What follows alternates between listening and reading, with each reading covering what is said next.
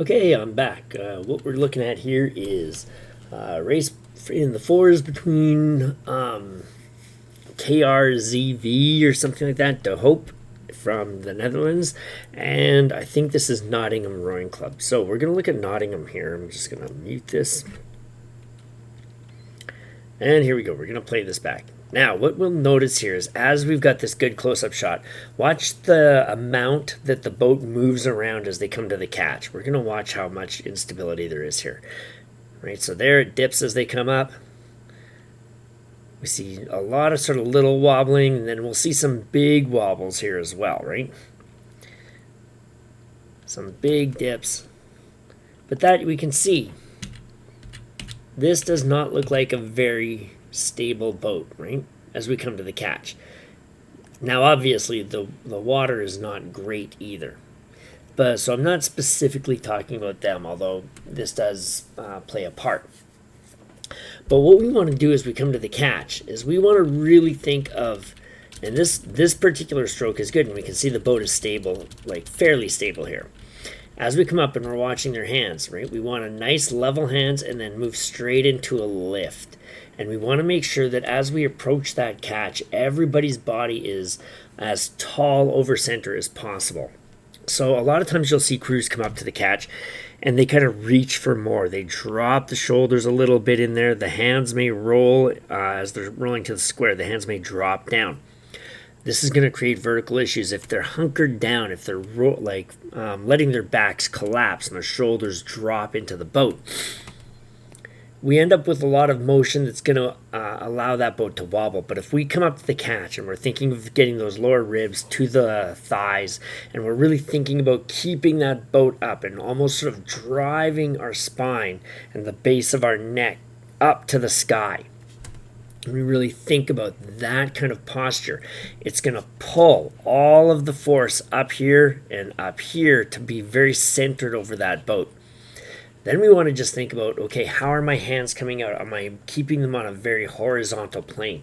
We want to almost picture, a lot of people use sort of a tabletop or a desk kind of imagery, which I think is totally fine. Where we come up and we think, are my hands just traveling along that plane? Right? That's what we want to do. I kind of think of it almost like a mathematical grid. Okay, and you have those little blocks. You have the x-axis, the y-axis, and you have all the little freaking markers, right? And I kind of go, okay, am I staying on my particular axis?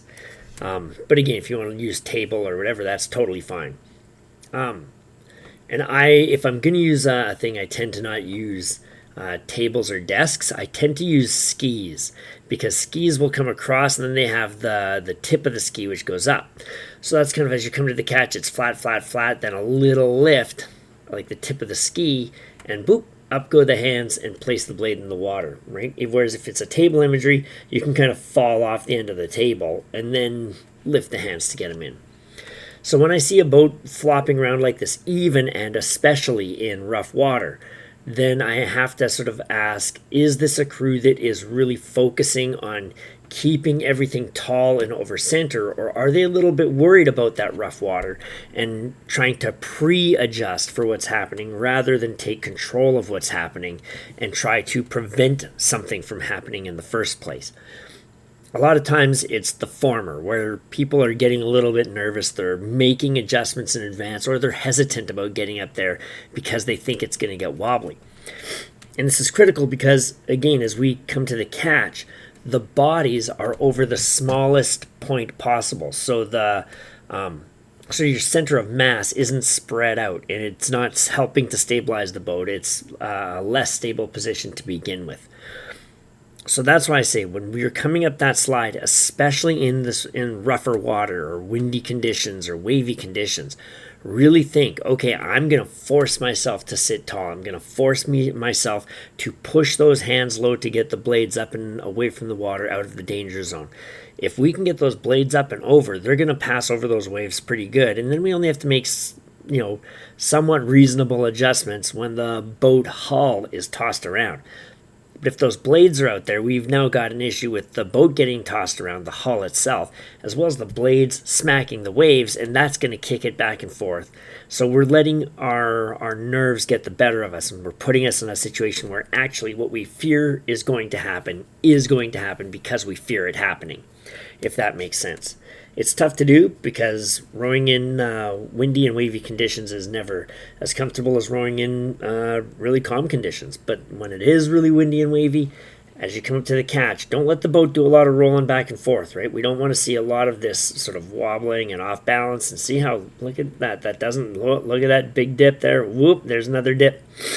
We don't want that to be us, right? We want to make sure that we are controlling the action in the boat. Okay. Okay, so now we come to De Hoop. And we're going to look at something here that from De Hoop, I'm not sure exactly how it's pronounced, that I am not a big fan of. Okay, one of the things that I really hate, to me a cardinal sin, is blades tapping. I hate. See, look at this here. Look at these blades. Now these guys are well ahead, and the water here is relatively calm because they're in the protection here of the buildings. The water's not looking too bad. It's a little ripply, but that's about it. Look at this, right here, tap, tap, and then they go in.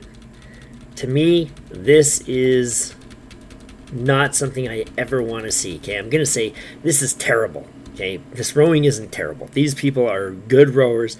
They have come down the course and they look good. They're a good looking crew.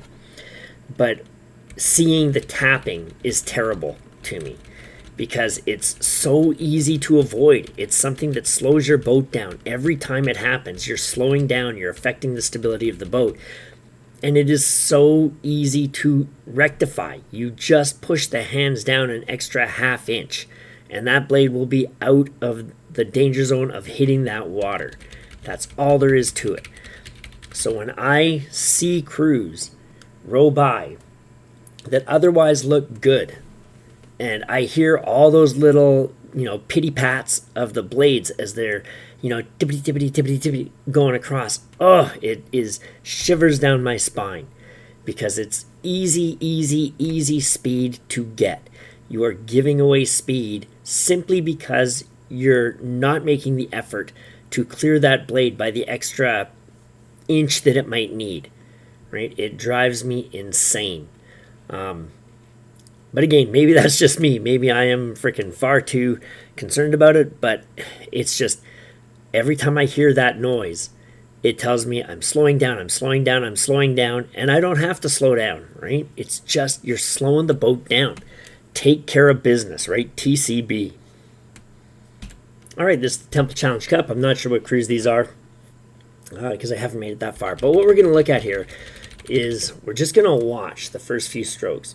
And if we watch this crew here, I think they just tend to rush through that that return to the catch a little bit too much off the start, whereas these guys here kind of let that happen. They let it develop a little bit more calmly and a little more naturally. So we're going to hit play, and we're just going to watch it, and watch especially I think the third stroke for these guys. I think it was the third stroke. See what strokes here. Then zoom, they get up there, and here, boom, right there. See how the blade kind of smashed into the water when it was coming up.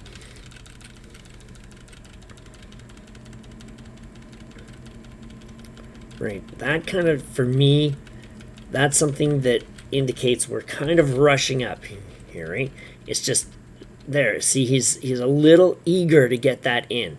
Some of the other people here are holding it off not too bad, right? They're trying to let it develop, but he's kind of rushing through it. And again, a stroke seat, it's tough because you want to push hard to get that rate up because you're going to be leading your crew down the course and you're going to be setting that pace, and you want to go through that start process, start building the rate and really get up to that explosive first 150, 250 meters where you're really driving that boat out of the blocks.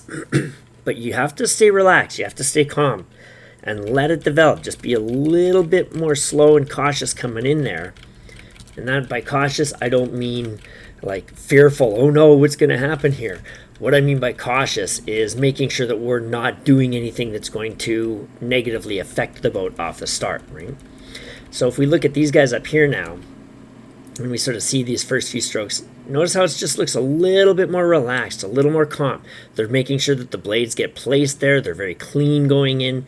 That's what we want. We want something that's just a little smoother, a little more clean. And again, I'm not actually sure. So here's what these boats are: Nereus A and Edinburgh B. So that isn't too surprising right off the start that the A crew actually looks a little bit better off the start than the B crew. But again, I don't know how good this A is versus this B. This B might be better than this A. Who knows? We'll see how it goes, but that's sort of what jumped out to me off the start. All right. All right, so we're looking at this close crew. This is the B crew. I can't remember which school it was. But what we want to see here is we're going to look at when these blades go in the water. There's a couple things, and we'll see this here. Bow seat tends to go in early each stroke than this guy here, right? So look at this. Bow seat, first one in. Okay. But now we're going to look at when these blades all bury. There you go. So blades are all buried now. And let's take a look sort of at where some of these shins are, right? Where some of these shins are. Look, we can see how far into the drive this person is, how far into the drive this person is, where this person is. Right, this person's gone a little bit. We see a little bit of leg drive going here because there's the point of maximum compression. And that point of maximum compression, that's where we want those blades to go into the water. That's where we want to start the drive. Otherwise, we're missing, not a huge amount of leg drive, but we are missing leg power. We're missing that nice, good, solid drive. So we want those blades connected really nicely as we start that push. Otherwise, we're pushing. We're using the power of the legs, but the blade isn't really grabbed onto the water. It's not really pushing against anything quite yet, right? So again, it's not like they're freaking way off. They're not way off on this, but it's just an area that they could focus on to get a little bit more pickup at the top end. But we're going to watch bow seat here. And we saw he was early on that stroke, right? So we're just going to change this, actually. Let's go to 0.5, and then we'll watch this again. Watch bow seat here. Whoa, that's freaking still got the audio. And boom, look at this. Bow seat, then 2, then 3, then, bow seat, then 3, then 5, then 7. Okay, that's the order. Boom, boom, boom. So that's not what we want. And then let's watch the next one here again. We bring it up, and boom. Bows there. Here, here, here. Oh, and this guy actually has a very slow entry on that one.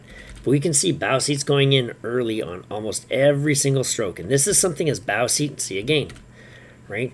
When we think, why is a crew not going as fast as the other? There's obviously differences in physicality, right? Certain people are just going to be bigger and stronger or fitter.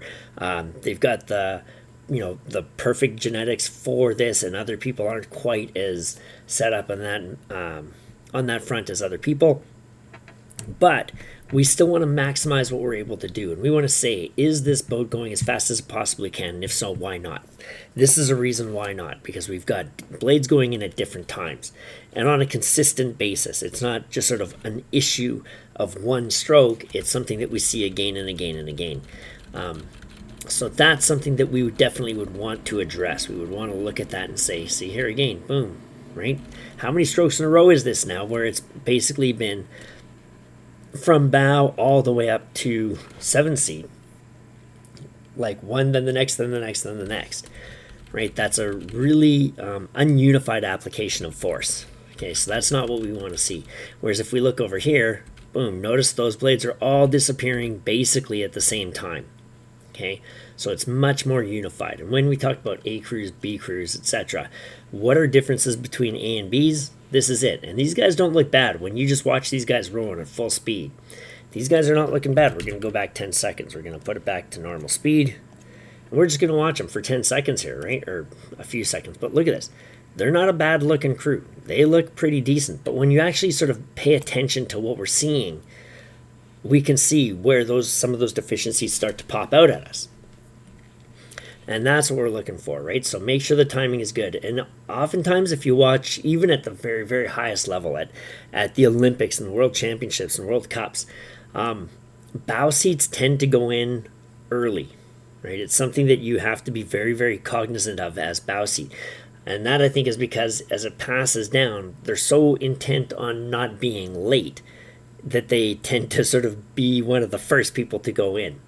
And in things like a double or a pair, bow seat has a tendency to kind of want to push that stroke seat and kind of say, hey, let's get this going. Whereas stroke seat has a tough job because they're trying to push the rate and keep it where it needs to be, but also control it so that it's going to last throughout the entire race. Whereas people who aren't in stroke seat are just thinking a little bit more about each stroke as it happens. Stroke seat tends to have to think about what's the race plan, what are we doing strategically, where do we want that rate to be. So it's very easy for bow seats, and I say this as someone who has rode a lot of bow seat and has definitely jumped the gun on more than my fair share of catches. So you have to be aware of it, right? You really have to be cognizant of what's going on. See, now we talked about timing with the other crew. Now we're with this crew.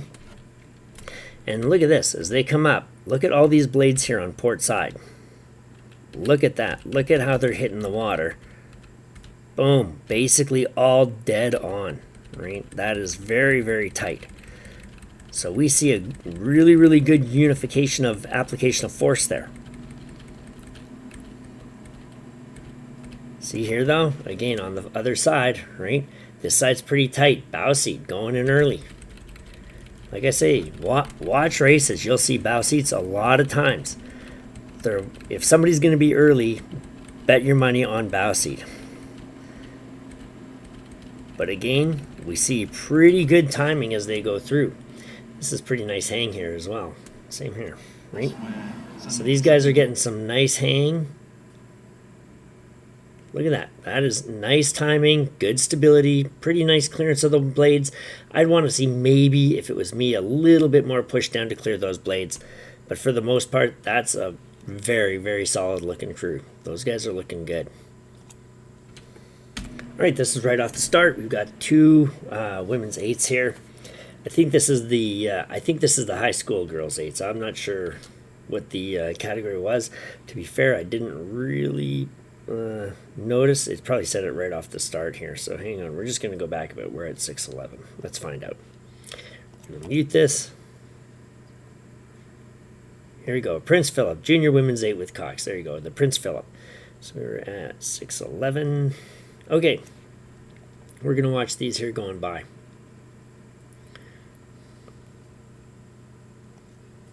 Now, this boat here, I think, has some has a little bit of stability issues that I don't like. I just look at this here. I don't like it. It looks like it's a little bit down on one side right now. But what we're going to be looking at here is this. And look here. I like people to bring that handle all the way into the body rather than let it drop down. But what we're going to be looking at here is this. See how these blades, again, they're very close to the water. They swoop up and then they try to get back to the water. And what happens when we do that again? I've talked about a lot. Vertical motion that we don't need. Why have vertical motion when you want your boat to go horizontally? Right? Don't do it. You're just killing yourself. Now, when that happens, your blade comes up and then you hit that point and now you're starting to drive. So look at this blade here. It's going to be rowed into the water. And look at how much, we'll say they're buried here, right? We see how much they've moved from that point of maximum compression, which was here. Here's where they're sitting at the point of maximum compression. Notice the shins don't really move there. So that's where we want it to be in. But now we've got all those frames there until it's finally buried. Look at how much the body has opened up, right? Here we go here, and we see still a little bit of opening the body. This one here, look at how scrunched over she is. She is very, very tense. This arm should be fully extended. See, she's already pulling those arms. She's taking that catch with the arms. There's a lot of tension in the shoulders. We need to get that head up, that body up, those shoulders low and relaxed. Really just let the power of the legs travel through the body down into the arms and the hands where they're just hooked onto that handle, and let the legs drive and pry that boat past this blade. Here, this is somebody who's already winding up. Their body is bracing to pull against that weight. Don't do it. Just hang. Those shoulders aren't going to get yanked out of the sockets, right? Just trust that they're going to be hanging there really nice. Use the legs then to accelerate it through, drive the body back over the hips, build a little bit more speed, and then use these big strong muscles of the back, upper back, and that your lats, your traps, etc., to draw that handle to the body. That's going to be a much more effective stroke than this. This is going to shorten your stroke, and it's going to put a lot of tension on these small muscles, like on the top of the shoulder and the biceps. They're going to poop out. They're going to wear out, and you're going to find that your peak ability to generate force is going to be reduced a lot as those muscles wear out. Not something we really want to see. See, and look at that. That outside arm there is bent this whole time.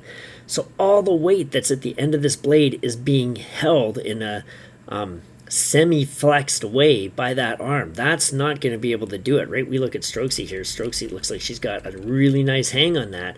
That's not going to put any strain on those small muscles, right? This here, you're going to be fighting that weight. Look at this. That's a nice hang there. We want to hang off that blade, not pull that blade, right? That's what we want. And again, boom, we see the blades go up. They were very close to the water here. And when we talk about a boat that has some stability issues, we want those blades up and away. If everybody gets those blade shafts parallel to the water, that boat should be stable. That boat should be stable, assuming everybody's sitting over that center line of the boat. We see this, if they're not, this person's this close, this person's that close, right? They're all slightly different amounts. Look at this person way up there, right? We have different amounts. So now there's a lot of adjustment that has to go into that.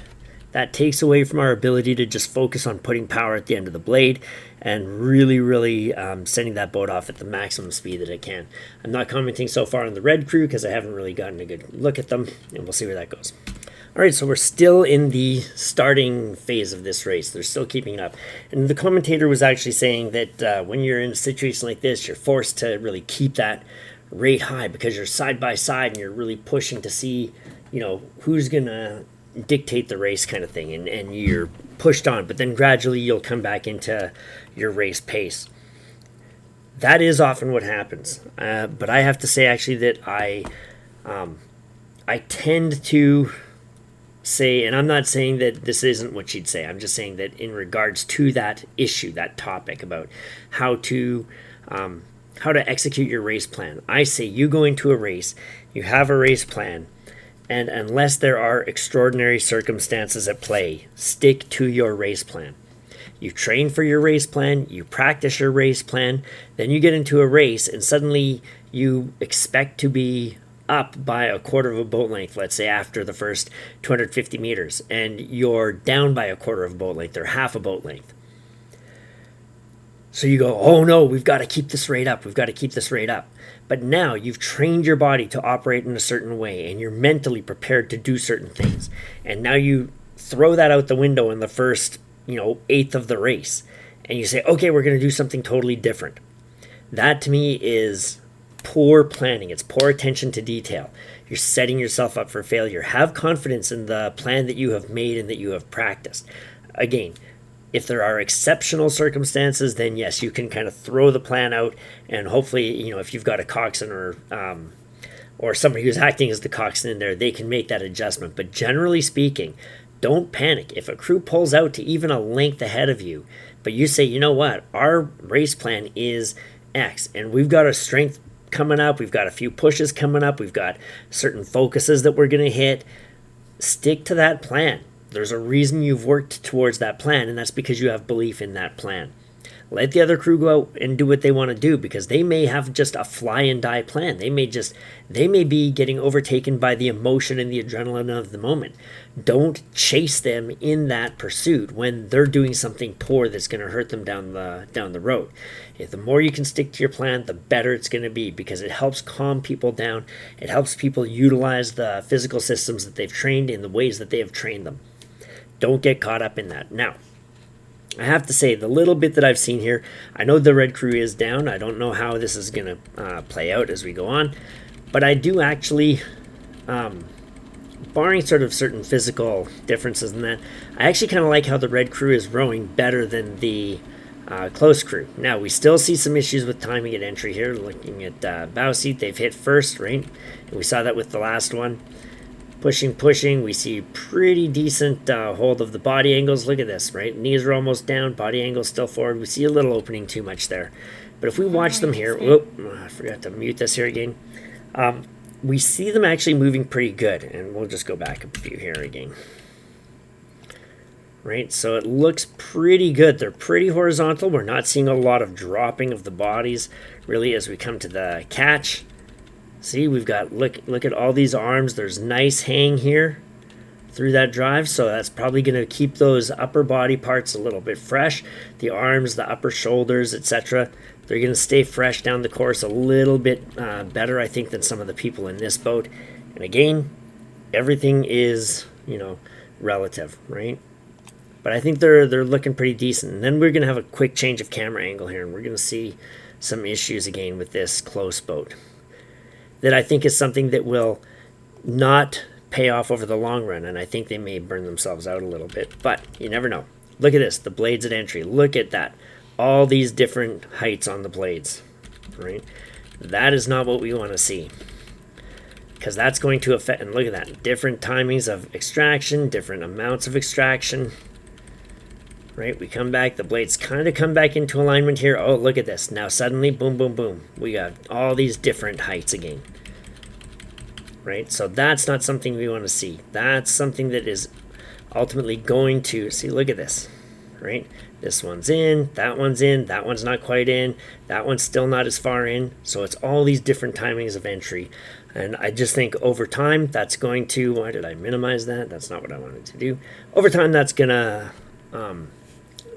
hurt the crew. That's going to be something that saps a lot of energy, or a lot of speed, not energy. It's going to sap a lot of speed from the boat, even though they're putting in just as much energy as they would be if they got that timing down. Then they'd get better return on speed for that energy investment if they timed those blades better and had them at the same height. All right, so we're near the end of the race now. These guys in the red, I guess it's Kingston, and this is Latimer Upper, or Upper Latimer. So they have moved on. They have passed on, past this crew here. So there you go. Now, what I want to say is these guys here are looking a little bit more relaxed, a little better. But this here is, we can see some differences in the extractions here, right? But one thing that they do pretty well is get those blades up and away from the water, which is what we want to see, right? We want to see those blades here. Boom, look at that. They got lots of distance up here. They're not sticking these blades around in that danger zone, right? Although this person needs to stop washing out so much. Boom, look at that. Set it nice, come up, square, and boom, look at this. Pretty decent timing, right? A little bit off, but not too bad. Then the engagement, again, this person first out. Boom, look at that. Nice height, nice square there. That's good. So this again, and this is what I talk about, right? Set those blades at parallel to the water. You do that, you're almost guaranteed to be stable all the time. Okay, and it gets those blades out of the danger zone. There's going to be no tapping that's going to slow you down. In a close race, as this one has been for the last little bit that I've been watching here, every time those tap, that's going to make an impact, right? It adds up. So when you're in that tight race, don't give the other crew anything. Take care of business. Note, what do you have to do? What can you do to keep your boat as sharp and fast as possible, and do it. Remember, if you're making a movement and it doesn't have a purpose, don't make that movement. Every move you do should have a purpose. Right? And look at these guys. Getting those blades up and out as they're coming into the final few strokes. And this is good because these guys will be hurting here. They will be in a lot of pain. Their lungs are going to be burning. Their legs are going to be burning. And they're sticking to those basics. They've stayed relaxed. They've moved through this crew here.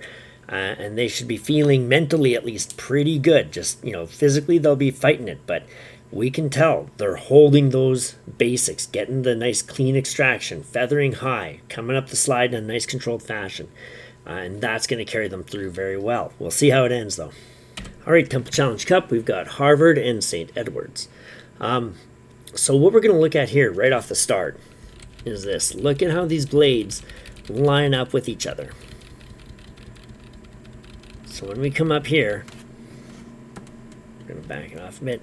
Look at how close these ones are. We got a bit more of a gap here. We see the angle of these two blades is different. We see this one here sort of popping off, right? The alignment of these blades and the spacing. See here how far in this tip is, I'll say, versus this one, right? We see much different points of entry. Same thing over here, different points of entry, different angles on the blades. Whereas if we look at Harvard, excluding this guy here who's got slow hands, see, look at this. He's ready to go with these guys here. This is where he needs faster hands. Look at that. He's the last one in, although he was there with them. But we're going to watch how these blades are. Look at this. Pretty equidistant the whole way through. Boom, they're lined up again. Bang, in they go. Very tightened together. Boom, they exit. The spacing here is good. We come over to here, look at the spacing here. We see, you know, some things a little bit off. And these aren't massive issues, right? These aren't massive things. Look at this here, right? See the amount that's reaching back, right? The angle, the point of entry. Look at the difference in where these blades are, the blade tips. Versus when we look here, these blade tips all look like they're pretty much at the same place. Now, again, these aren't major things taken on their own, but when you have two crews against each other, and if we assume that physically they're pretty much identical, and I'm not saying that they are, but if we assume that, those differences will add up, right? And even if you're not super similar, those differences can add up, which is why you can get crews that are physically superior to another crew losing to that physically inferior crew because they row better, they're more efficient, they utilize the physics of the stroke in a more effective manner, and they're able to move the boat.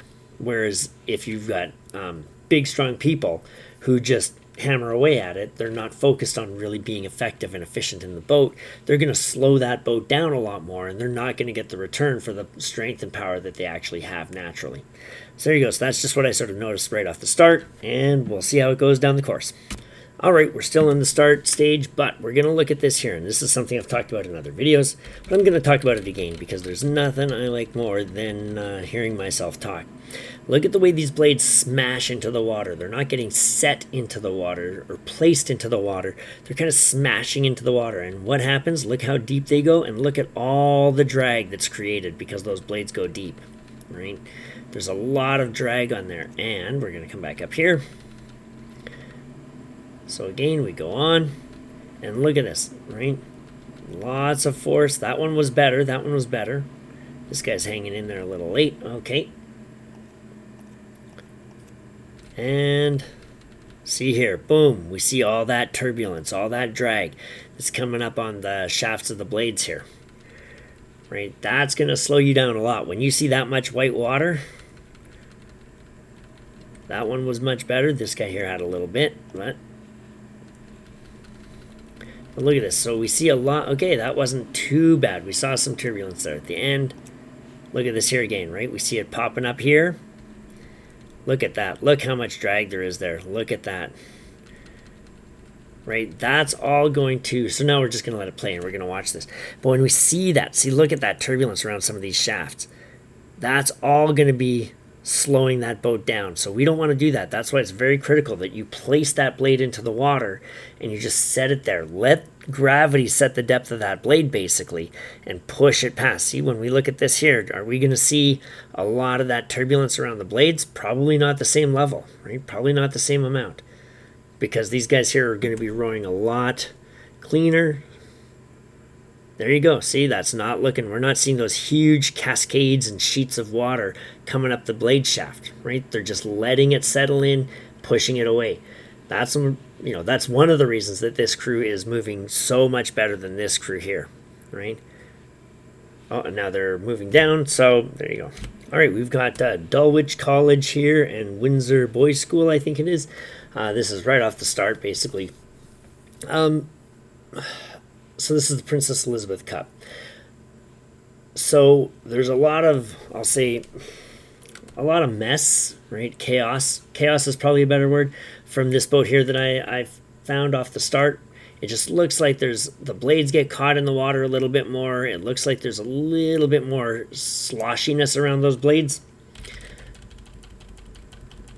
See here, like all this kind of splash around the blades right off the start. I don't like seeing that because, again, I want my starts to be as clean as possible.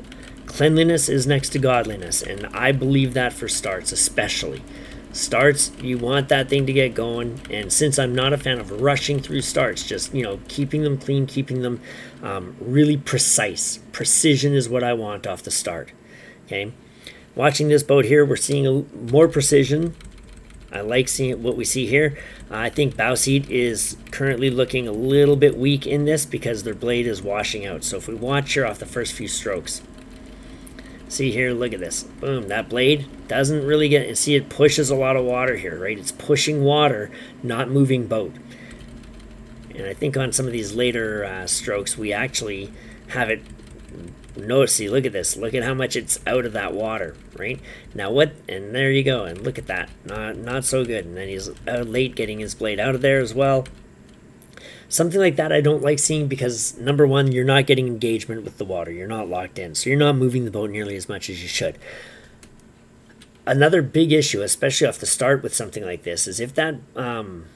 if you have one or two people that are kind of doing that and they're not really getting a strong lock on the blade, that's going to put some pressure on the coxswain here to really steer that boat because you're not getting the grab. This side here is now going to probably pull you over a little bit. They're going to start to set that course off a little bit.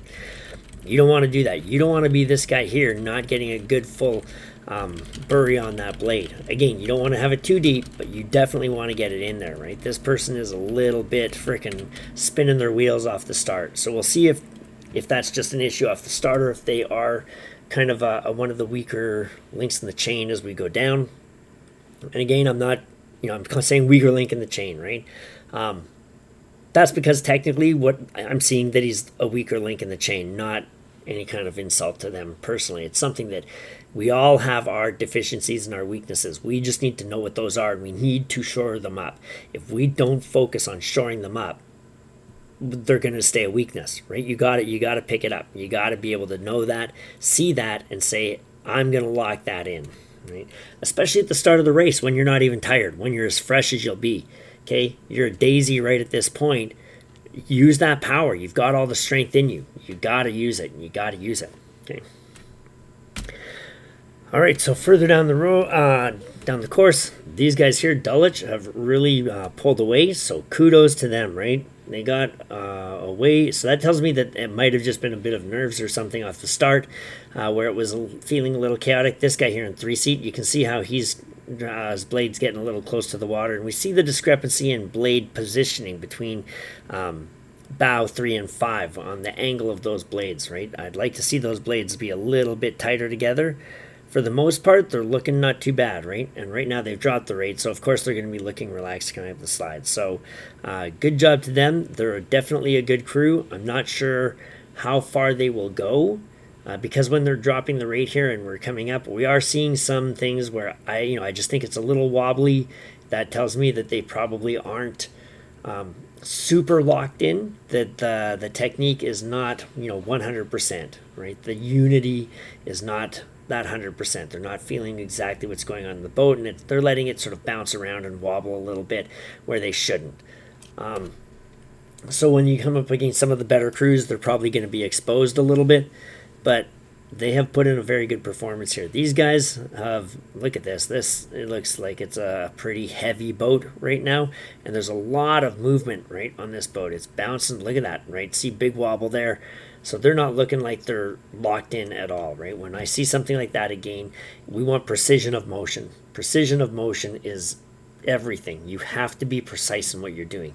You have to know where your hands go coming out of the release. You have to know when your hands are lifting, where they're stopping on the catch. You need to know when you're doing the drive, where you start to open the body, where you start to draw that handle to the body after the body starts its layback. You need to know these things, right? How are you going to come out of bow? Are you going to push down, extend the arms, pivot forward, come up the slide, etc.? Or are you going to kind of throw everything up there all at once, whatever the case might be? When I see a crew that's bouncing around that much, I just think they're not precise. There's not the intent of motion. The motion happens, but it's not necessarily intentional motion, if that makes sense. All right, we're looking at Spain versus Calgary in, I think it's the Y-Fold Cup. Now, we'll see here that Spain tends to keep their stroke a little bit shorter off the start. See, it's very much legs. See, look at this guy here, right? I'm just pointing him out because I'm pointing somebody out in the crew. So here we go. Boom. The legs go down. The body doesn't really move at all. That's just legs and arms, legs and arms. To me, why are you not using the body? The body is going to be stronger than the arms. The arms are just puny little muscles, okay? Why are you doing that? Right? I'm not asking him specifically. I'm saying philosophically, why do you do that? But when you look at the Calgary crew here, look at how much layback these guys have, right? They look like they are keeping it nice and long. That was get caught by the water there. Excuse me, don't want to do that. But look at this, boom, look at that, keeping it nice and long here. These guys keeping it much taller, right? I don't like that. Utilize the big muscles. That's what they're there for. They're there to apply power, get that thing moving. Utilize them. You've got them, make use of them. Plus, since you're going through a more natural motion of the stroke, it's going to be more comfortable. It's going to feel more natural. It's going to feel more smooth to you. You're going to be able to feel the rhythm of the boat a little better than with people shortening it up and rowing an unnatural stroke. You can still feel the rhythm, feel the swing of the boat together more when you keep that body engaged. And then if we watch them move away here, seeing as they come out,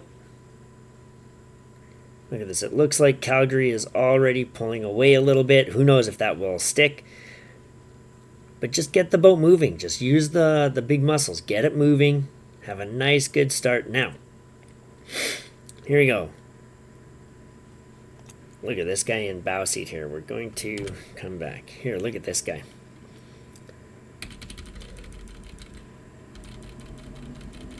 All right, now we're coming up here. I think this guy should get more forward pivot. Look at this. He's basically straight up at his catch, right? See, this is why I like this stripe. We can see here, nice compression. We see a good forward pivot there on the stripe. This guy very upright, and boom, look at the body. The body's taking a lot of that weight here because it has to fight against it, right? He doesn't have that nice ability to open up later on because he's very short. Look at that, straight up and down here. Straight up and down compared to the person who's on the same side as him. Here, that's going to give him a longer stroke, and we can see, aside from him obviously hitting the water too early, excuse me, my voice is starting to go, so this is probably going to be the last race that I do. But we can actually see that this blade tip is going to be closer to the boat than this one, so he's going to be getting a longer stroke through this than bow seat there. Great. So we want to get that nice, good, full forward pivot. All right, so we're going to look at these guys here as they come by, and they're well behind. But look at how late they're leaving the prep here to take the catch, right? Especially bow seat. Look at this.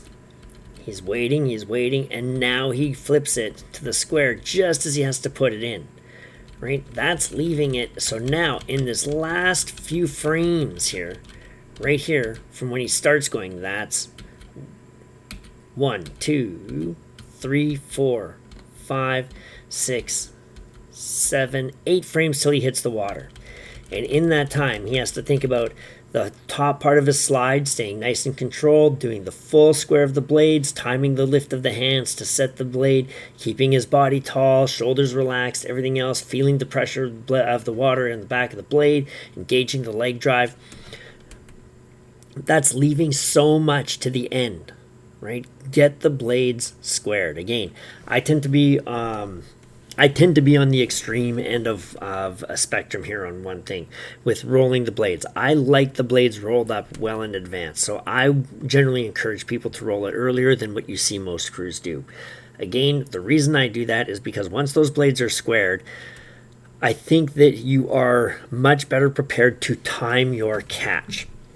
So, people will argue that, yes, but you're going to slow the boat down because of the extra wind resistance, which is true. You will have more wind resistance.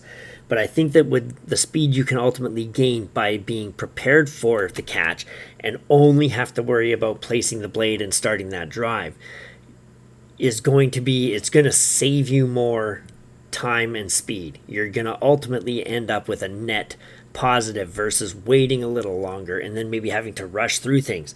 Because the more we have to rush through things, the more chance there is that we will screw something up. And if we screw something up and we mistime something, or we don't quite get that blade around properly, or we don't quite get it placed in at the right point of our recovery, you're going to have an issue. There's going to be an upset of the balance. And again, stability is something that I think is key, because if you don't have a stable boat, you can't apply power. The first part of the stroke then will be finding the stability of the boat and then engaging the power once that's found. So by prepping the blade early, you just take a lot of things off the table that would otherwise be there to slow you down. So when I see something like this, it jumps out to me that this is so late in the process, right? So late in the process to get prepared. Look at that. Look at how late that was. Right? Look at this. Look at how late he freaking leaves that blade to get fully square. There it is. It's fully squared basically just before it goes in. Right. Now some of that is maybe fatigue as well, that he's just, he's saving it out because he doesn't have the energy. And there's a tap, which freaking drives me insane. But yeah, you see something like this, and to me, you're leaving way too much to a very, very minuscule amount of time where you have to have a lot of things happen and happen very correctly to be as fast and efficient as possible. The more you compress that time frame, the more chance there is for something to go wrong, and when something goes wrong, it's going to cost you speed. So there you go. All right, I said that was the last one, but this is going to be the last one. This is the Diamond Jubilee Skulls. This is the last video I'm going to do. So I've got, I guess, Shrewsbury here and Rob Roy School here, basically just on nothing other than this right here. I haven't even watched further than this. We've heard them call attention, and now looking at this, I'm calling these guys to win, because I see blades popping up, popping up, popping up, popping up. And again, when I say things like that, that's attention to detail. That's just making sure that the basics are done and done well. So when I see this, that's somebody who's just not getting those basics locked in at a very critical point in the race. That is the start. But again, these guys could smoke these guys for all I know. So I may be making myself look like an idiot. But when I see something like this right at the start of a race, that to me is an immediate red flag for a crew's attention to detail. All right, so while Shrewsbury here is currently winning, I'm not sold on just how far they might go. And here we go. Look at the tension in the shoulders here from stroke seat. And here's what I'm talking about that leads me to think that they might not be maximizing their speed, and that they ultimately may not be, headed for the weekend. If we come here, this is the release. Look how short they're cutting this stroke, right? The hands are well in front of the body. The shoulders here, they're rounded, right? Look at this. The shoulders are rounded around the torso. We're not getting a good strong layback. We're not seeing those shoulders drive past the torso. We're not seeing any of these muscles up here engaged to draw around the spine and draw those handles in, which would give them a lot more power and a lot more kick off the release to really send that boat away. In my opinion, right, they're losing a lot of speed. They're not accessing all these good, valuable muscles here. And ultimately, I'm going to do a video on this, and I'm going to show a woman who does a really, really good job of engaging those good, strong back muscles and keeping things really locked in, and utilizing these big muscles here to squeeze around the spine, pull those shoulder blades back, and really get a good send-off, okay? But when I watch this looks short. It looks very short at the release. See, look at that. They're selling themselves short. They don't really get that upper body laying back. And like I say, it's that image. It's that image of Superman tearing open his shirt, and the shoulders go back and the chest comes forward to really engage those muscles of the back. That's, like I've said before, it's a heroic pose because it's a powerful position. right? And if it's a powerful position, we want to use it. We've got a sport that can really utilize that position.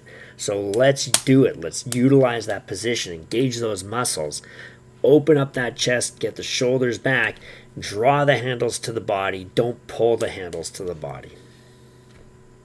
Here's another reason that I don't think they're going far. Look at the difference on the angles of these blades here, right?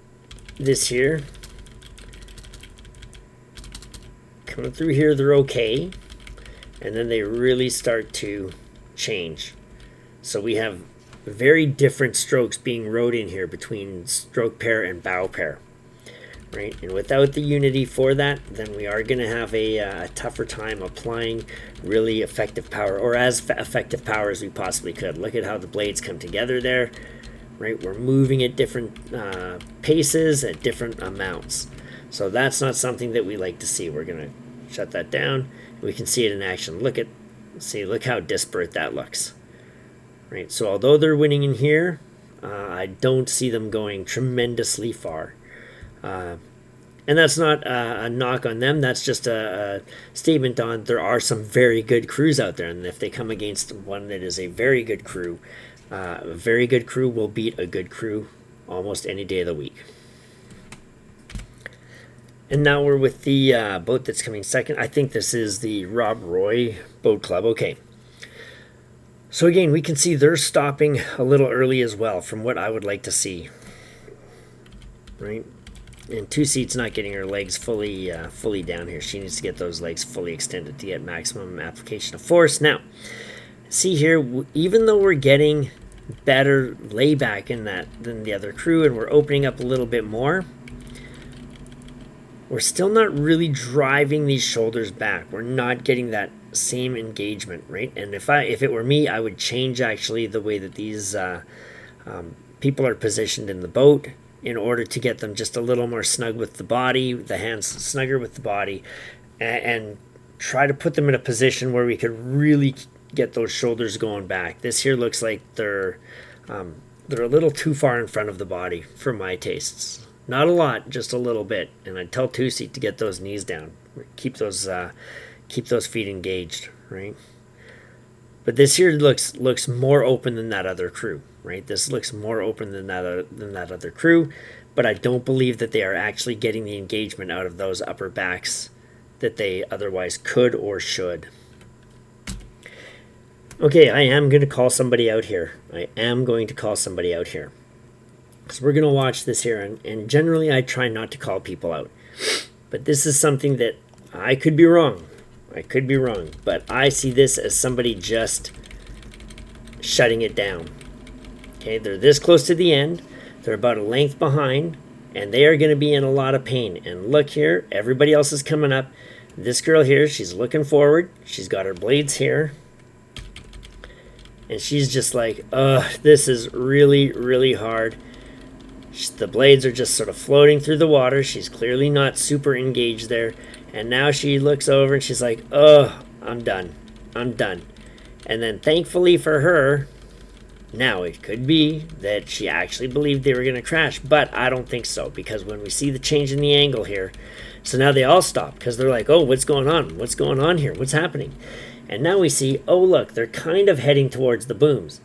But not a ton. That's definitely manageable. And if the issue here is, no, I thought we were going to, now she starts to do this. If she really thought they were going to crash initially, she would have done that, boom, right away. As soon as she stopped, she would have held water there to turn that boat. But she didn't. Now she's like, okay, let's bring this out. The way to handle this, here, take the stroke, and then you know what? You just don't take a stroke with this one.